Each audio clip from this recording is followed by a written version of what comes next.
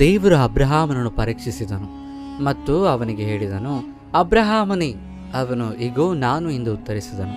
ದೇವರು ಹೇಳಿದನು, ನಿನ್ನ ಮಗನನ್ನು, ನಿನ್ನ ಏಕೈಕ ಮಗನಾದ ಇಸಾಕನನ್ನು, ನೀನು ಪ್ರೀತಿಸುವವನನ್ನು ತೆಗೆದುಕೊಂಡು ಮೋರಿಯಾ ದೇಶಕ್ಕೆ ಹೋಗಿ ನಾನು ನಿನಗೆ ತೋರಿಸುವ ಪರ್ವತಗಳಲ್ಲಿ ಒಂದರ ಮೇಲೆ ಅವನನ್ನು ದಹನ ಬಲಿಯಾಗಿ ಅರ್ಪಿಸಬೇಕು ಎಂದು ಹೇಳಿದನು. ಅಬ್ರಹಾಮನು ಮರುದಿನ ಬೆಳಗ್ಗೆ ಎದ್ದು ತನ್ನ ಕತ್ತೆಯನ್ನು ಸಿದ್ಧಪಡಿಸಿದನು.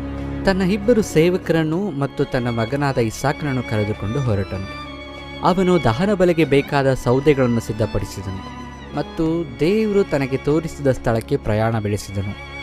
3ನೇ ದಿನ ಅಬ್ರಹಾಮನು ದೂರದಲ್ಲಿ ಆ ಸ್ಥಳವನ್ನು ನೋಡಿದನು. ಅವನು ತನ್ನ ಸೇವಕರಿಗೆ ಹೇಳಿದನು, ನೀವು ಕತ್ತಿಯೊಂದಿಗೆ ಇಲ್ಲಿಯೇ ನಿಲ್ಲಿರಿ, ನಾನು ಮತ್ತು ಈ ಬಾಲಕನು ಅಲ್ಲಿಗೆ ಹೋಗಿ ಆರಾಧಿಸಿ ನಿಮ್ಮ ಬಳಿಗೆ ಹಿಂತಿರುಗುತ್ತೇವೆ ಎಂದನು. ಅವರು ದೇವರು ತೋರಿಸಿದ ಸ್ಥಳವನ್ನು ತಲುಪಿದಾಗ ಅಬ್ರಹಾಮನು ಅಲ್ಲಿ ಬಲಿಪೀಠವನ್ನು ಕಟ್ಟಿದನು ಮತ್ತು ಸೌದೆಗಳನ್ನು ಅದರ ಮೇಲೆ ಜೋಡಿಸಿದನು. ಇಸಾಕನು ತನ್ನ ತಂದೆ ಅಬ್ರಹಾಮನಿಗೆ ಕೇಳಿದನು, ತಂದೆಯೇ, ಬೆಂಕಿ ಮತ್ತು ಸೌದೆಗಳು ಅವೆ, ಆದರೆ ದಹನ ಬಲಿಗೆ ಕುರಿಮರಿ ಎಲ್ಲಿದೆ ಅಂದನು. ಅಬ್ರಹಾಮನು ಉತ್ತರಿಸಿದನು, ಮಗನೇ, ದಹನ ಬಲಿಗೆ ಕುರಿಮರಿಯನ್ನು ದೇವರೇ ಸಿದ್ಧಪಡಿಸುತ್ತಾನೆ ಎಂದು ಹೇಳಿದನು. ನಂತರ ಅಬ್ರಹಾಮನು ತನ್ನ ಮಗ ಇಸಾಕನನ್ನು ಕಟ್ಟಿ ಬಲಿಪೀಠದ ಮೇಲೆ ಸೌದೆಗಳ ಮೇಲೆ ಮಲಗಿಸಿದನು. ಅವನು ತನ್ನ ಕೈ ಚಾಚಿ ಚಾಕುವನ್ನು ತೆಗೆದುಕೊಂಡು ತನ್ನ ಮಗನನ್ನು ಬಲಿ ಕೊಡಲು ಸಿದ್ಧನಾದನು. ಆಗ ಕರ್ತನ ದೂತನು ಸ್ವರ್ಗದಿಂದ ಅವನನ್ನು ಕೂಗಿ ಹೇಳಿದನು, ಅಬ್ರಹಾಮನೇ, ಅಬ್ರಹಾಮನೇ.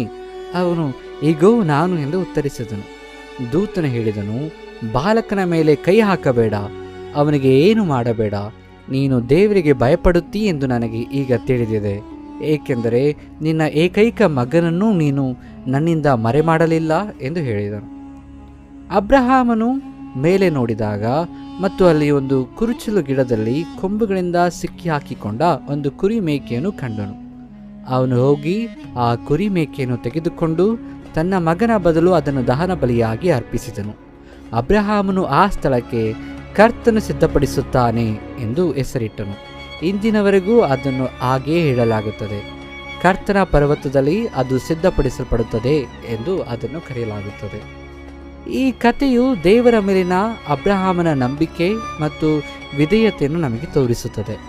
ಅವನು ದೇವರ ವಾಕ್ಯಕ್ಕೆ ಯಾವುದೇ ಪ್ರಶ್ನೆ ಇಲ್ಲದೆ ಕಿವಿಗೊಟ್ಟನು ಮತ್ತು ದೇವರು ಅವನಿಗೆ ಒದಗಿಸುವನು ಎಂಬ ನಂಬಿಕೆಯನ್ನು ಸಹ ಹೊಂದಿದ್ದನು. ಇದು ನಮ್ಮೆಲ್ಲರಿಗೂ ಒಂದು ಪಾಠವಾಗಿದೆ. ದೇವರ ಮೇಲೆ ನಂಬಿಕೆ ಇಡುವವರು ಎಂದಿಗೂ ನಿರಾಶರಾಗುವುದಿಲ್ಲ. ಆಮೆನ್.